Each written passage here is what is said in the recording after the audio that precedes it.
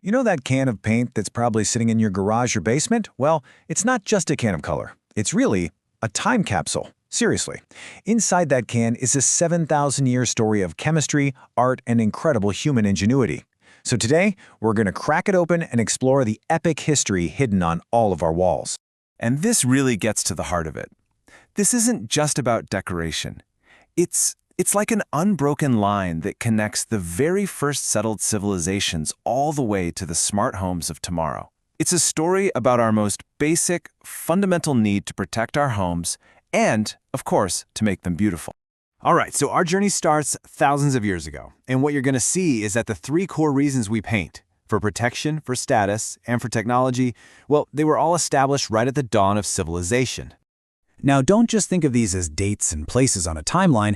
These were foundational technological leaps. I mean, in Egypt, they were pioneering chemistry. Over in Mesopotamia, they were basically engineering the world's first waterproof coatings. The Cretans figured out how to fuse paint to walls, and in Rome, they turned paint into a public health tool. This was the high-tech of the ancient world.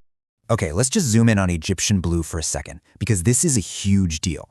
The Egyptians didn't just find a pretty blue rock and crush it up. No way. They invented a color through a really complex chemical process. This was a deliberate act of creation, a mastery of materials that was centuries ahead of its time.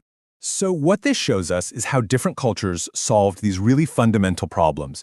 You had Mesopotamians who needed to stop rivers from literally dissolving their mud brick homes, so they used tar. The Romans were obsessed with hygiene, so they used disinfectant lime wash. And in China, they created a lacquer so durable it was practically indestructible. Three totally different needs, three brilliant solutions. For centuries, the secrets of how to make good paint were fiercely guarded by these powerful guilds. But the Industrial Revolution was about to blow all that wide open, turning this secret craft into a product that, well, anyone could buy.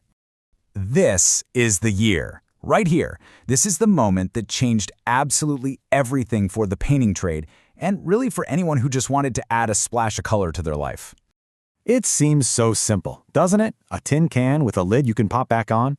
But this invention meant that for the very first time, paint could be mixed in a factory with perfect consistency, sealed up, shipped all across the country, and then stored without drying out.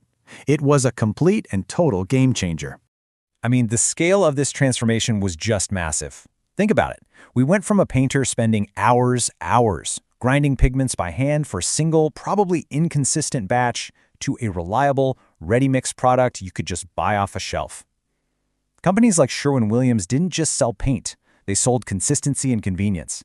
They basically democratized color. But, progress wasn't always a straight line. The 20th century brought a new kind of revolution, one that was driven by safety and ease of use. The industry had to face this terrible truth about lead paint, which led to its ban in 1978. But that challenge sparked innovation. Safer alternatives came along, and so did the invention of water-based latex paint, which put the power to paint directly into the hands of homeowners and fueled that great American DIY boom. So, we've talked about the history and the chemistry, but now let's get to the real heart of it. Let's explore why. Why do we have this deep, almost primal need to apply a fresh coat of paint? I mean, really think about that feeling of satisfaction when you cover up scuffs and stains, making a wall look clean and brand new again. Where does that feeling come from? Well, it turns out the answer is hardwired directly into our brains. Psychologically, painting is about taking control. It's creating order from chaos. A clean, uniform surface tells our ancient lizard brain that this space is safe and well-maintained. Covering up those imperfections literally reduces our stress hormones. So we're not just decorating, we're actually performing a kind of mental health maintenance. And of course, we're hacking our own emotions with color. Different colors trigger different neurochemical responses in our brains. Reds and oranges are stimulating, which is why they're great for a dining room. Blues and greens are calming, perfect for a bedroom or an office. And white creates that sense of openness and safety. So when we choose a paint color, we are literally choosing a mood for the room. Okay, now for the really exciting part. The part that feels a little like science fiction. We're moving from a world where paint is just this passive coating to one where it's an active integrated technology. The wall of tomorrow is going to be a whole lot smarter. Just imagine this. The entire outside of your house is painted with a coating that's infused with microscopic solar cells. Your walls are now your power plant, just silently generating electricity from sunlight. This isn't science fiction, by the way. This stuff is being developed in labs right now. And how about this one? Paint that heals itself.